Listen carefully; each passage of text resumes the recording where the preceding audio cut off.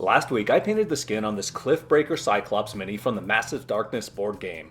After spending so much time and energy on the skin itself, I decided to mentally check out and quickly paint the rest of the miniature in a fairly routine manner. This does not mean that I intend to settle for a crappy looking miniature. It just means that I'm not looking to push myself to improve my skill set or experiment with new techniques on these auxiliary items. Let's see how I did. And welcome to Trehane Miniatures.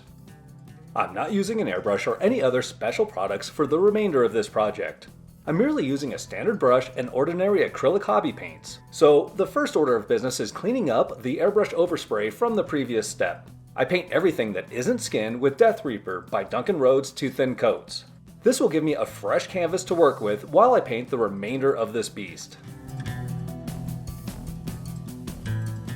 On top of this, all of the leather items and the loincloth get a coat of dark stone. I had initially tried using dark stone as the initial coat to clean up the airbrush overspray, but this first generation Army Painter paint is so translucent that it looked much too light for the shadow color layer for the leather items. The lighter look of this paint works well for the loincloth and leg wrap because those items will look more like a lighter animal hide when I'm all done with them.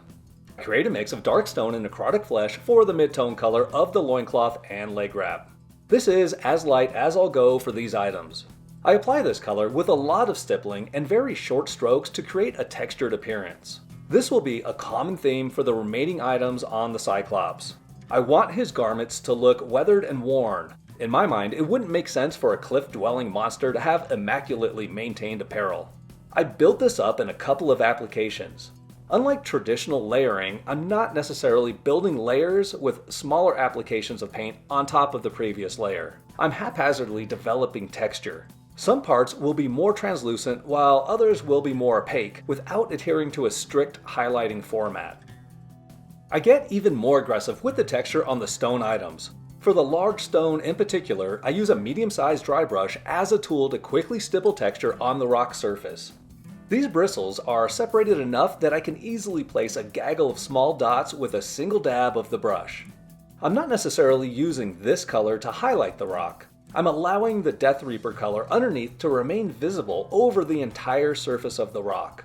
The goal is for the stone to have a mottled granite-like finish, rather than appearing like a highlighted smooth gray surface. I want the same type of finish for the other rock-like items, but because they're so much smaller, I can no longer work with a large dry brush. I switch to a smaller round brush and stipple the texture into place. This technique not only creates texture on these ornamental objects, but it also adds some much needed contrast to the piece.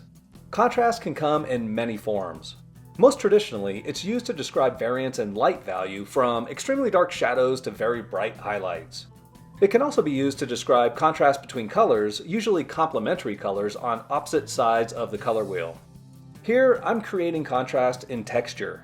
The skin is so silky smooth, and that's what I want to be the focal point of this piece. If I painted everything on the miniature with silky smooth transitions, nothing would look super smooth, and no part of the miniature would stand out from any other aspect. I continue to rock the uniform gray color on the Cyclops Hero Slicer.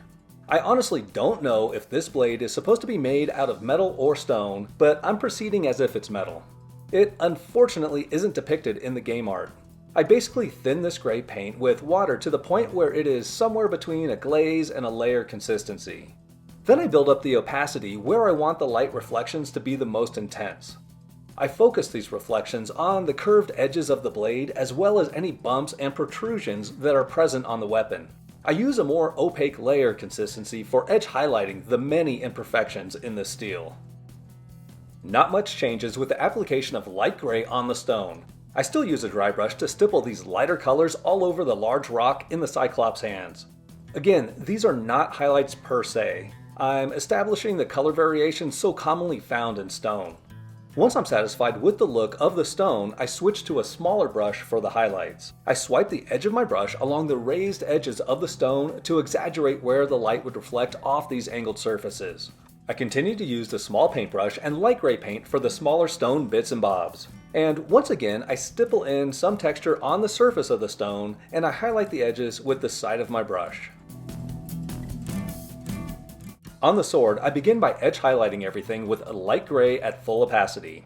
I I begin by doing this to give me an idea of how the paint is going to perform. If I like it, I may use this thicker consistency to establish the bright reflections on the flat surfaces as well.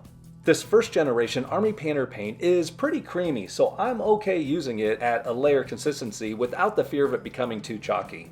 I lay down the bright reflections along the edge of the blade, and I use it to accent the raised bumps that run along the central portion of the blade.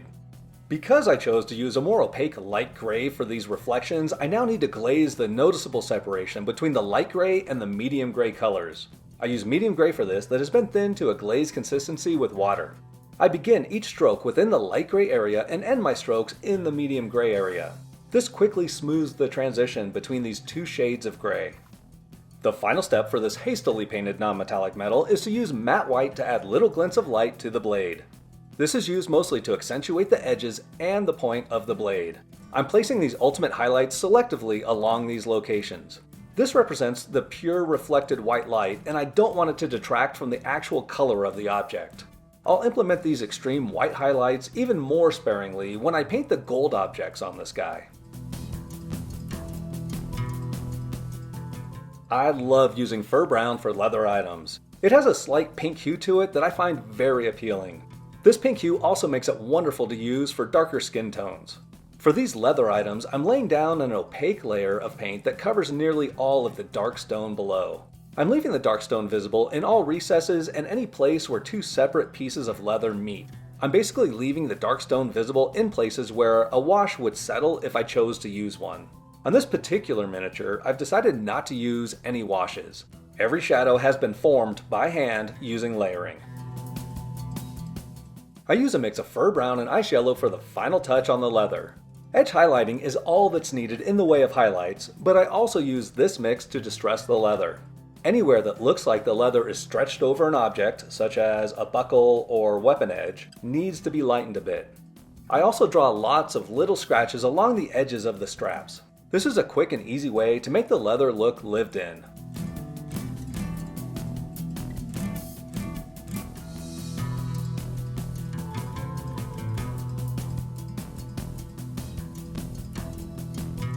The character art from the game depicts a lot of golden bling dangling from the harness on the Cyclops' chest. However, the sculpting of these items looks a lot more like stone than gold charms. While painting these to look like stone, along with all the other stone items, would have been much easier, I'm choosing to commit to some gold non-metallic metal purely for the color variation it provides. I begin with a base coat of dark purple for these golden items. For the next step, I mix Broodmother Purple with Demonic Yellow. I know from the start that this will create a very brown looking mixture. This is to be expected when combining complementary colors on the palette. The goal with these few gold items is to transition from a violet base through brown shadows to some very bright yellow final highlights. With this brown shadow color, I begin to shape the reflections on the metal objects. I try to place these initial reflections in a consistent pattern across all gold items on the miniature to make it appear that they're being affected by the same light source. Demonic Yellow is a mid-tone color for this gold, which will give it the yellow-gold appearance. Even so, I'm covering no more than 50% of the surface area with this color. Painting non-metallic metal requires substantial dark shadow layers to remain visible. This will create a lot of contrast with the extreme highlights making these pieces look shiny. The erratic sculpting of these items makes it a little frustrating to paint using non-metallic metal. They appear more like golden nuggets instead of golden plates. Fortunately for me, I've decided to use a very scratchy style for the non-metallic metal on this project, opting for speed over refinement. I think this style actually lends itself better to the irregular shape of these nuggets than it would to a flatter, more polished surface.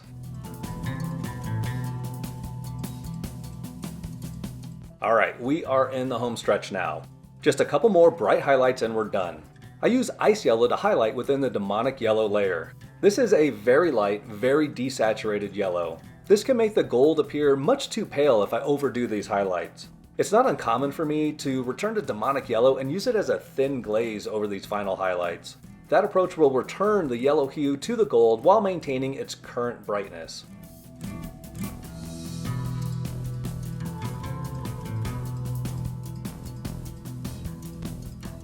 You know the drill by now. We use matte white very sparingly to add a final little glint of light to the shiny gold trinkets.